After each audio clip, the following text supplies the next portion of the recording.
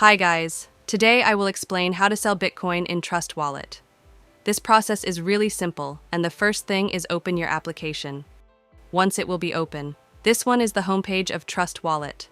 Now if you take a look below here, you will see multiple cryptos are added in my list. On the top, you can see the main crypto Bitcoin. But if you did not find it, then the first thing is, you have to add it. And for this, scroll down to the last. And here is the option of Manage Crypto. Click on it, and here you have to search for Bitcoin. You can also write the name. Once you will write here, you will see the desired crypto. Simply turn it on by tapping on this one. Once it will be turned on, let's go back. And then that will be added here.